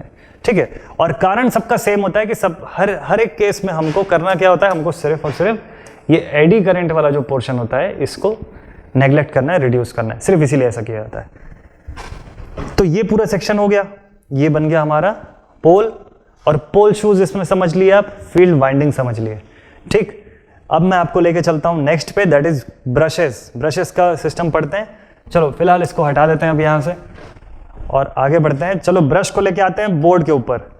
ब्रश आ गया बोर्ड पे। जो कार्बन ब्रश या बेसिकली जो ब्रशेस बोलते हैं, ये रियल लाइफ में, एक्चुअल लाइफ में ऐसे दिखाई देते हैं, ये इनका होता है। ठीक है, मुझे पता है कि आप लोग स्कूल या कॉलेज वगैरह में भी जैसे जब पढ़ते हो तो आप जो डायग्राम देखते हो उसमें ब्रश ऐसा छोटा सा एक बॉक्स जैसा ऐसा दिखाई देता है दोनों साइड से, और उससे एक वायर निकाल लेते हो आप और कनेक्ट कर देते हो, है ना, कुछ ऐसा दिखाई देता है। आप जब ब्रशेस पढ़ते हो ना, तो मैंने देखा हुआ है नॉर्मली ऐसा कुछ पढ़ते हो आप कि ऐसा कुछ स्लिप रिंग या ऐसा कोई रिंग पोर्शन आप पढ़ते हो और इसके साथ में जुड़ा होता है एक ब्रश। ऐसा कुछ पढ़ते हो आप कि हाँ भाई कार्बन का एक ब्रश लगा होता है एक दोनों तरफ। ध्यान रखना है जब आप लोग न्यूमेरिकल पार्ट में जाओगे तो ये ब्रश पे होने वाले लॉसेस भी आपको पढ़ने पड़ेंगे। ये आगे ऐसे मशीन के बारे में हम कुछ पढ़ते हैं तो ऐसा कुछ सिस्टम रहता है और यहाँ पे ऐसे कुछ कार्बन के ऐसे ब्रशेस दिए होते हैं, ऐसे जुड़े होते हैं। ठीक है, ये जो ब्रश होते हैं वो रियल लाइफ में ऐसे दिखते हैं, इसके साथ एक स्प्रिंग वाला पोर्शन भी लगा होता है। ये नॉर्मली हम नहीं देखते हैं, बट इनका भी कुछ रोल है, बहुत बहुत इंपॉर्टेंट सिग्निफिकेंस होता है इन सब चीज़ों का। अगर आप एक इंडस्ट्री में काम किए हुए पर्सन हो या आप इंडस्ट्री में इंटर्नशिप के लिए भी गए हो, विजिट किए हो वीटी वगैरह में, तो जाते ही होगे आप लोग या जाओगे। अभी फर्स्ट ईयर वाले स्टूडेंट्स हो तो आगे चल के आप लोग वीटी में ज़रूर जाओगे वोकेशनल ट्रेनिंग्स में, तो वहाँ पे आप लोग देखोगे कि ये एक्चुअल में जब ये मशीन, किसी मशीन का ऐसे पोर्शन खुलने के बाद कैसा दिखता है, वो यहाँ पे मैंने बोर्ड में आपको दिखाने की कोशिश किया हुआ है। जब मशीन को ओपन करोगे ना तो आप सरप्राइज हो जाओगे, देखोगे ब्रश ऐसा है, उसके साथ ये स्प्रिंग भी लगा होता है। अब पूछोगे सर इसका क्या नीड है, what is the need of this particular spring, ये क्यों लगा होता है? इंपॉर्टेंट सिग्निफिकेंस है। क्या होता है, ये स्प्रिंग जो होता है टेंशन बना के रखने का काम करता है। क्या करता है, जो ये स्लिप रिंग्स है ना, इसको ये ब्रश ने ऐसे दोनों तरफ से टच करके रखा हुआ है और ये बहुत रिक्वायर्ड थिंग है। मैं पेन को रख दूं जरा, ये बहुत रिक्वायर्ड थिंग है कि ये जो टेंशन बना हुआ है ना इसके ऊपर, ये वैसे ही बना रहे और ब्रश और स्लिप रिंग्स के बीच में गैप ना आए, कोई भी गैप ना आए। ये कम्यूटेटर हो या स्लिप रिंग हो या जो भी पोर्शन हो, रोटेटिंग पोर्शन, क्योंकि ये तो घूमता है ना, ये पोर्शन तो ऐसे रोटेट होने वाला है सिस्टम के अंदर, और ये ब्रशेस इसको टच करके रखे हुए हैं दोनों साइड से। अगर कहीं भी किसी भी एक साइड के ब्रश में गैप आ गया, अगर माइनर सा गैप है, तो उस पोर्शन में आपको स्पार्किंग होते हुए दिखेगी। अगर जरा सा भी गैप होता है सिस्टम के अंदर तो आपको स्पार्क निकलते हुए दिखेंगे, जो कई मशीनों में दिखती है। जब मशीनें चालू करते हो आप तो वहाँ स्पार्किंग होती हुई दिखती है। आप कभी किसी उत्सव मेला वगैरह जैसा जो लगता है, जो झूले वूले जहाँ पे लगे होते हैं, जहाँ कई बार मोटर मशीनें लगी होती है, हो सकता है डीसी मशीन ना हो, एसी मशीन भी हो सकती है, तो ब्रश तो होता ही है ना। अगर ब्रश पोर्शन उनका घिस चुका रहता है, कई बार वो ब्रश का पोर्शन डैमेज हो जाता है, जिसको वो लोग चलाते रहते हैं वैसे ही। तो अगर वैसा पोर्शन है और माइनर सा गैप है ब्रश और दोनों के बीच के कॉन्टैक्ट का, तो जब वो मशीनें रन करती होंगी, जैसे बच्चों की ट्रेन वगैरह होती है ऐसे झूलों में, मेलों में, तो उनके अंदर देखना आप, जब वो टर्निंग पे जब पहुंचती है या नॉर्मली जब चलती है तो पूरे स्पार्क निकलता रहता है उसके नीचे से। उसका रीज़न यही होता है कि जब कॉन्टैक्ट्स के बीच में जब गैप आता है, एयर आ जाती है, तो सिस्टम क्या करता है, जब भाई सप्लाई की वैल्यू इंक्रीज हो गई, क्योंकि उसको लोड का डिमांड है, लोड को आपको ऑफर करना है, तो लोड ज़्यादा बढ़ने के कारण वो हैवी करंट ड्रॉ करती है। जब करंट ड्रॉ करती है तो सर्किट कंप्लीट करने के लिए अगर गैप माइनर सा है तो एयर को आयोनाइज करने के लिए वो करंट काफ़ी होती है। एयर को जैसे ही वो आयोनाइज कर लेता है, आपको एक स्पार्क जैसा दिखाई देता है बाहर, जो नॉर्मली हमको दिखता है कि भाई स्पार्किंग हो रही है उस मशीन के अंदर। तो ये नीड होता है कि इनके बीच में गैप बिल्कुल भी नहीं आना चाहिए, ये पूरी तरह से इसको टच करके रखे। तो ऐसा कब होता है, जब इसके अंदर यहाँ ऐसी स्प्रिंग दी जाती है। तो ये जो पोर्शन जब फिट होता है सिस्टम के अंदर, तो ये स्प्रिंग के साथ टेंशन बना के रखा होता है। तो अगर मान लो इस ब्रश से पहले मेरी ये वाली ब्रश घिस गई, नॉर्मली ऐसा नहीं होता है, वो तभी होता है जब फॉल्ट है आपके सिस्टम में, कम्यूटेटर का एक पोर्शन थोड़ा बाहर ज़्यादा है और दूसरा पोर्शन थोड़ा कम है, तो जहाँ ज़्यादा निकला हुआ है वो ब्रश को घिसना शुरू कर देगा जल्दी, ठीक है, ब्रश आपकी वियर आउट होनी शुरू हो जाएगी उस पोर्शन की। तो अगर सपोज कभी अगर ऐसा होता भी है, ठीक है, और ये ब्रश मेरी जल्दी घिसनी शुरू हो जाती है, तो इसका टेंशनर जो है वो क्या करेगा, इसका स्प्रिंग होने के कारण इसको फिर से पुश कर देगा उस सिस्टम के करीब, और वो सिस्टम जो है हमारा चलता रहेगा एक up to a certain limit. ऐसा तो नहीं बोल सकते कि पूरा घिसते तक चलता रहेगा, ऐसा नहीं है, क्योंकि जितना उसके अंदर डिफरेंस का लिमिट छोड़ा हो गया होगा उतना ही दूर तक वो उसको एक्सपेंड कर सकता है। ठीक है, चलो मैं बहुत ज़्यादा डिटेल में नहीं लेके जाऊँगा आपको, otherwise industrial point of view से इतने सारे मेरे पास एग्जाम्पल है कि आप लोग फिर बोर हो जाओगे इस वीडियो में, बोलोगे कि सर कितना लंबा एक्सप्लेनेशन बता रहे हो आप। ठीक है, तो बस आप इतना समझो कि ब्रश के अंदर का स्प्रिंग जो है उसका भी नीड होता है। एक्चुअल लाइफ में आपको ये नहीं डिफाइन करने की जरूरत है, थ्योरी में आपको ये लिखने की जरूरत नहीं पड़ती है यूनिवर्सिटी में अगर आप बता रहे हो तो। मैं आपके बेसिक नॉलेज के लिए ये चीज़ बता रहा हूँ कि जैसा इंडस्ट्री में होता है, जैसा एक्चुअल में ये वर्क करता है रियल लाइफ में, मैं चाहता हूँ आपको वो रियल लाइफ वाला फील मिल जाए कि ये कैसा एक्चुअल में होता है। ठीक है, एग्जाम में लिखने के पॉइंट ऑफ व्यू से आप सीधे सीधे ब्रश की बात कर सकते हो। हाँ, इंपॉर्टेंट क्या है, अब ब्रश के डिटेल पे आते हैं, क्या क्या होता है भाई इसके अंदर। ये होता है हमारा कार्बन ब्रश। आप पूछोगे सर कार्बन ब्रश का काम क्या है, क्यों यूज कर रहे हैं भाई हम लोग ब्रश।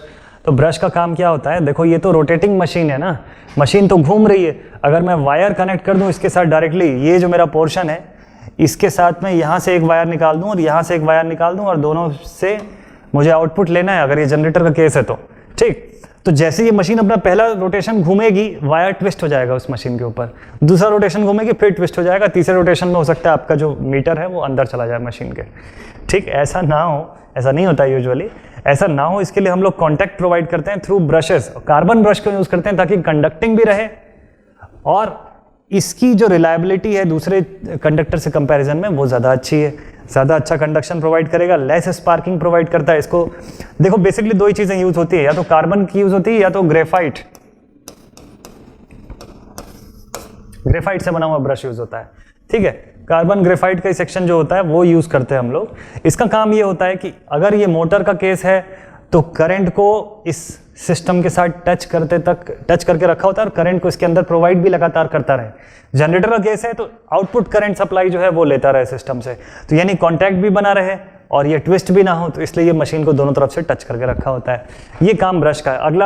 अगले डायग्राम में आपको जब मैं लेके जाऊंगा तो एकदम क्लियर दिख जाएगा कि ब्रश कैसे काम कर रहा है।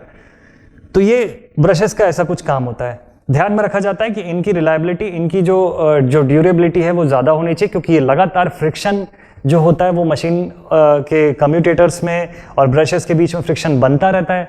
तो ब्रशेस का ख़राब होना एकदम नॉर्मल चीज़ है, जल्दी ख़राब होते हैं। तो जितना अच्छा क्वालिटी का ब्रश यूज़ करोगे, कार्बन जितने हाई कंटेंट का रहेगा, हाई प्योरिटी का रहेगा, उतना अच्छा लॉन्ग लास्टिंग ब्रश रहेगा। लो प्योरिटी का कार्बन रहेगा तो आपका ब्रश जो है होगा उसकी लॉन्गेविटी कम हो जाएगी। ठीक है, तो ये ब्रश का वर्क होता है। एक्चुअली ब्रश लगने के बाद दिखता कैसा है मशीन, इसको मैं हटा देता हूँ। देखो आप ब्रश लगने के बाद कैसा दिखता है मशीन, ऐसा दिखाई देता है। ब्रश लगने के बाद जो मैं आपको बात कर रहा था कि ये कैसा क्या सिस्टम रहेगा, तो देखो ये आपके कार्बन ब्रशेज हैं, ये सपोज ब्रश B1 हो गया, ब्रश B2 हो गया, भाई 2 की तो जरूरत पड़ेगी ही ना। और ये मल्टीपल रहते हैं, 2 भी नहीं, 2 से भी ज़्यादा हो सकते हैं सिस्टम के अंदर ब्रशेस, ठीक है। तो अब ये 2 ब्रशेस हैं, ये प्लस और माइनस के फॉर्म में, अगर डीसी की मैं बात कर रहा हूँ, प्लस और माइनस के फॉर्म में आपको आउटपुट प्रोवाइड करेंगे। ये आपका कम्यूटेटर सेक्शन है जहाँ से ब्रशेस सप्लाई आउटपुट ले सकते हैं या सप्लाई इनपुट भी दे सकते हैं, डिपेंडिंग अपॉन कि आप जनरेटर या मोटर क्या यूज़ कर रहे हो, ठीक। तो सिर्फ कॉन्टैक्ट और सप्लाई का इनपुट और आउटपुट में चेंज करना ये ब्रश के ऊपर डिपेंड करता है। हटाते हैं अब इसको, मुझे लगता है स्टेटर पार्ट बहुत ज़्यादा पढ़ लिया हम लोगों ने, तो हटा देते हैं अब जल्दी से स्टेटर। नेक्स्ट पे मैं लेके चलता हूँ आपको। अगला है हमारे पास जो पोर्शन है, that is rotor part of a machine. Rotor में सबसे इंपॉर्टेंट होता है हमारा आर्मेचर का कोर।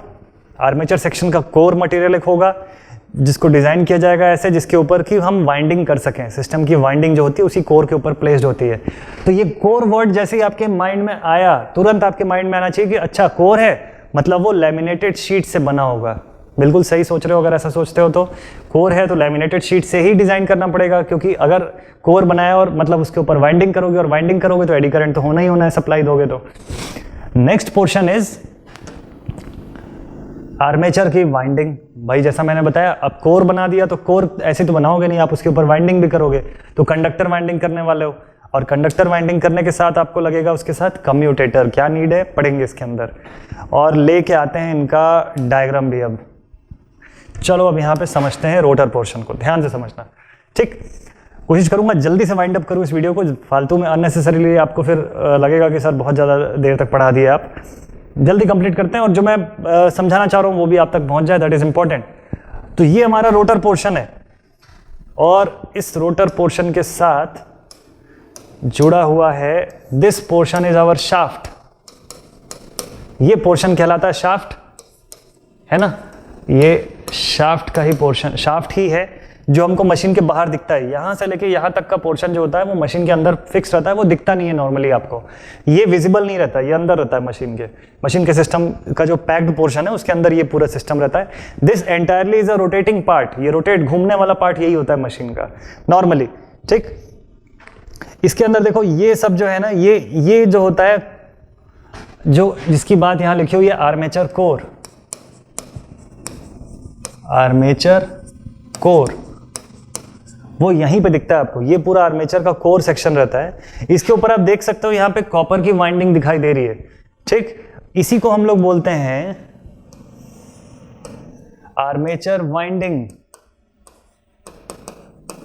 आर्मेचर की वाइंडिंग्स, कंडक्टर के टर्न्स कैसे लपेटे जाते हैं। जब वर्किंग में प्रिंसिपल पे लेके जाऊंगा तो मैं वहां पे आपको सिंगल कंडक्टर कैसा दिखता होगा उसके हिसाब से दिखाऊंगा, और फिर उसको कैसे कन्वर्ट करते हैं मल्टीपल कंडक्टर्स के साथ कैसा दिखता है वो पूरा का पूरा एक डायग्राम मैंने रखा हुआ है, वो आपको दिखाऊंगा जरूर वहां पे।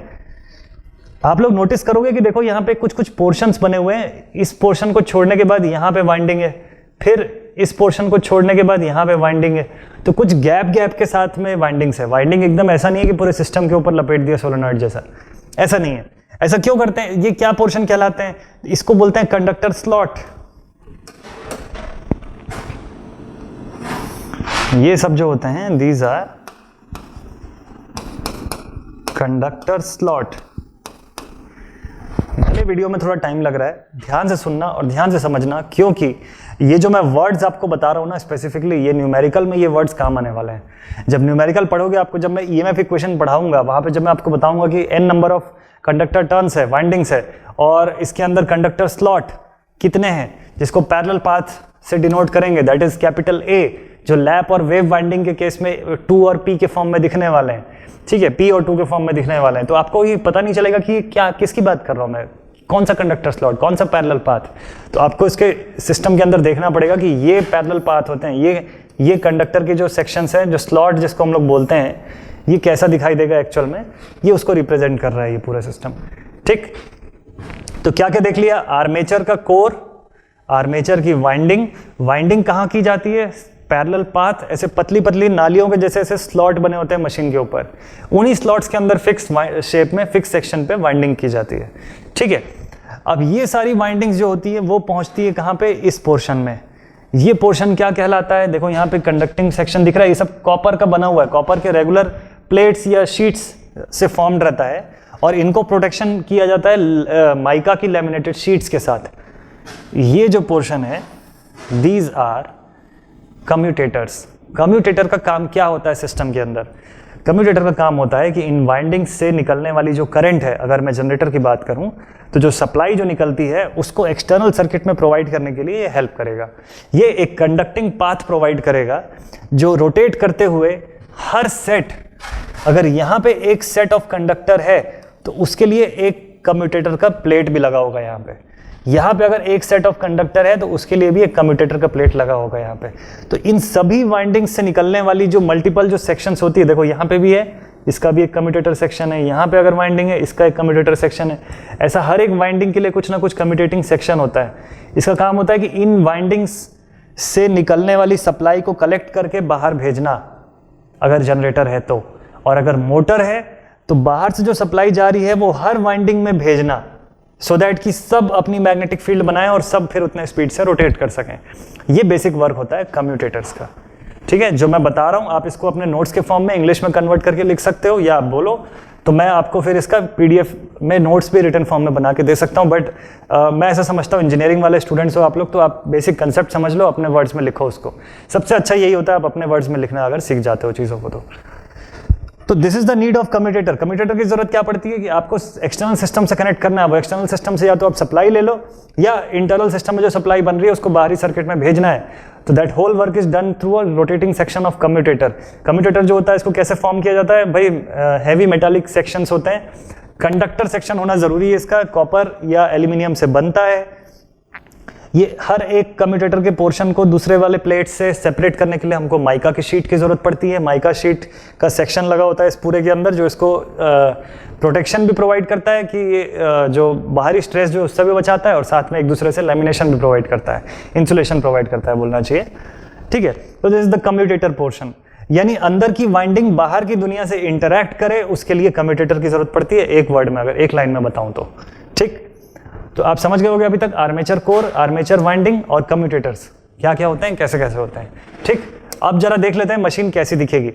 अब आपकी मशीन जो है पूरी बनने के बाद कंस्ट्रक्शन वाइज अगर आप देखो तो एक तो ये डायग्राम हो गया, एक और लेके आ जाता हूं मैं आपके लिए, ये डायग्राम, ये ज़्यादा बेटर रहेगा। ठीक, तो पूरी मशीन बनने के बाद ऐसी दिखाई देती है। ये सिस्टम होता है। ये छोटा सा डीसी मोटर है जो आप नॉर्मली टॉयज़ में, ड्रोन्स वगैरह में आप देखते हो। ड्रोन्स की मैं बात नहीं करूँगा, ब्रशलेस मोटर होता है, वो अलग चीज़ है। यहाँ तो ब्रश्ड मोटर देख रहे हैं हम लोग। तो जो डीसी मोटर आपकी इसकी बात कर रहे थे हम लोग इतनी देर से, वो ऐसा सिस्टम में पूरा एक साथ दिखेगा, स्टेटर रोटर सब मिला के ऐसा दिखने वाला है। ठीक है, क्या क्या होने वाला है इसके अंदर, चलो देख लो। ये पूरा का पूरा इसका है स्टेशनरी पोर्शन। इसके अंदर क्या था? पोल्स, पोल्स के ऊपर वाइंडिंग, फील्ड वाइंडिंग। ये क्या है? पोल शूज। ठीक, ये देखो ये पूरी वाइंडिंग है नंबर ऑफ टर्न्स के साथ। ये मोटर का योक पोर्शन है, इसके साथ यहाँ पे इसको माउंट करने के लिए जो बोल्ट वाले पोर्शंस दिए जाते हैं वो, इसका लेग्स। यहाँ पे एक ऐसा की सिस्टम होना चाहिए, की हुक सिस्टम। इसको सप्लाई प्रोवाइड करने के लिए यहाँ पे ये कंडक्टर वायर दिया हुआ है। फिर अब आते हैं रोटर पोर्शन के अंदर। देखो रोटर में क्या लगा है, ये क्या चीज है? ये बेरिंग्स है, क्योंकि वो घूम रहा है ना भाई इसी चीज के रिस्पेक्ट में। तो जब उसकी हाउसिंग आप पूरी लगाओगे, ऐसी हाउसिंग लगाओगे, तो इस जगह पे आपको बेरिंग की जरूरत पड़ेगी, सो दैट वो फ्रीली रोटेट कर सके। एक यहाँ पे और एक इसके पीछे के इस पोर्शन के अंदर। मुझे ऐसा लगता है कि मैं आपको जो बता रहा हूँ वो प्रैक्टिकल ज़्यादा वे में बता रहा हूँ एज कम्पेयर टू थियोरेटिकल वे में। भाई थियोरेटिकल वे तो आप स्कूल अपने कॉलेज में भी पढ़ते ही होगे और बुक्स वगैरह में भी पढ़ ही रहे हो। प्रैक्टिकल वे में बताने का मैं कोशिश इसलिए कर रहा हूँ और बता भी रहा हूँ क्योंकि मैं ये समझता हूँ कि प्रैक्टिकली आप उसको विजुअलाइज करो, सो दैट जब एग्जाम में लिखोगे तो जो चीज़ मैं बोल रहा हूँ ना, वो एक पिक्चर के फॉर्म में आपको इमेजिन करते बने, और आप उसको ऐसा आपको एग्जाम में लगे कि मैं उस पिक्चर को देख रहा हूँ और देख के लिख रहा हूँ उसके बारे में। ज़्यादा आसान हो जाता है ऐसे में। ठीक है, तो इसके अंदर यहाँ पे लगे होते हैं बेरिंग्स। ये हमारा हो गया कम्यूटेटर सेक्शन। ये हो गया हमारा कंडक्टिंग पोर्शन। ये आर्मेचर का कोर, आर्मेचर के कंडक्टर्स, कम्यूटेटर, बेरिंग, और यहीं कहीं पे जाके लगेगा आपका कार्बन का ब्रश दोनों सेक्शंस पे। ठीक है, इसके अंदर आ जाते हैं। देखो दिख रहा होगा यहाँ पे आपको पैरेलल पाथ। ये पैरेलल पाथ है जिसके अंदर कंडक्टर की वाइंडिंग्स लगी हुई है। ये सब कंडक्टर की वाइंडिंग्स है। ये आपका आर्मेचर पोर्शन है, पूरा का पूरा आर्मेचर का कोर है। ठीक है, ये पूरा का पूरा जाके कहाँ मिल रहा है? कम्यूटेटर में मिलता है। ये सब कम्यूटेटर के सेक्शंस है। कम्यूटेटर के साथ क्या जुड़ा हुआ है? ये कार्बन ब्रशेस जुड़े हुए हैं आपके दोनों साइड पे, यहाँ और यहाँ। ये पोर्शन के अंदर क्या है, इस पोर्शन के अंदर लगा हुआ है स्प्रिंग, थोड़ा दूसरा कलर यूज कर लेते हैं, इस पोर्शन के अंदर लगा हुआ है, यहां पे लगा है स्प्रिंग। ये स्प्रिंग क्या करेगा, इसकी मूवमेंट को बना के रखेगा, ठीक है, मैंने आपको इसका यूज बताया हुआ है। यहां से लगा हुआ है कंडक्टिंग वायर टर्मिनल, वैसे यहां से भी लगा होगा कंडक्टिंग वायर, और ये कंडक्टिंग वायर यहां से बाहर निकला हुआ है, ठीक। ये यहाँ पे आपको इनपुट प्रोवाइड करने के लिए, अगर ये मोटर है तो आप इसके अंदर से इनपुट प्रोवाइड करोगे, और ये मशीन का शाफ्ट जो है ये आपको एक रोटेशन प्रोवाइड करेगा at a certain in certain direction, किसी भी डायरेक्शन में डिपेंडिंग अपॉन कि आपने किस डायरेक्शन की सप्लाई दी हुई है, ठीक है। तो ऐसा होता है इस पूरी मशीन का कंस्ट्रक्शन, ये इसका कंस्ट्रक्शन पार्ट था, ठीक। अब इसको हटाते हैं और देखते हैं कि ये सब मशीन का फाइनली क्या क्या यूज़ होता है, कहाँ कहाँ पे देखने को मिलेंगे आपको, कितने शेप में देखने को मिलेंगे। तो ये डीसी मोटर्स का एक पूरा का पूरा मैंने कोशिश किया हुआ है कि जितने टाइप्स से देखने को मिलता है, इससे भी ज़्यादा टाइप्स होती हैं, ऐसा नहीं है कि इतना ही है, इससे भी ज़्यादा हैवी से हैवी टाइप के भी डीसी मशीन से यूज़ होते हैं, चाहे लोकोमोटिव्स हो, चाहे और अलग अलग एप्लीकेशन हो, एस्केलेटर्स वगैरह हो। इसमें ब्रशलेस वाले भी हैं, ब्रश्ड भी हैं, रेसिप्रोकेटिंग पंप्स वगैरह में भी जो यूज़ होते हैं, बहुत सारे टाइप के हैं, ठीक है। तो आई होप स्टूडेंट्स कि आपको ये डीसी मशीन का कंस्ट्रक्शन समझ में आया होगा। इसका जो बेसिक मैंने कोशिश किया कि एकदम एलिमेंट्री लेवल पे जाके आपको समझाऊं, वो आप तक पहुंचा होगा वो चीज़। और अगर ये ठीक लगे तो बिल्कुल आप हमारे साथ जुड़िए, लाइक सब्सक्राइब कीजिए, अपने फ्रेंड्स वगैरह को भी बताइए, ठीक है। एंड अब इस वीडियो को मैं यहीं पे कंप्लीट करता हूँ अननेसेसरीली। अब और ज़्यादा मैं आपको वो नहीं करूँगा कि आप अदरवाइज आपको बोर लगने लग जाएगा कि सर कितना सारा चीज़ बताओगे। आप आराम से कभी लाइव सेशन में पढ़ेंगे हम इन सारी चीज़ों के बारे में फिर से, तो लाइव सेशन में और डिस्कस करना आप लोग मेरे साथ, ठीक है। सो आई होप कि ये सेशन आपको समझ में आया होगा। बने रहिए हमारे साथ, बहुत जल्दी मिलेंगे अगले वीडियो के साथ, और नेक्स्ट वीडियो में हम कवर करने वाले हैं Faraday's law of electromagnetic induction. So stay connected students, till then let us end this session. Thank you very much, students.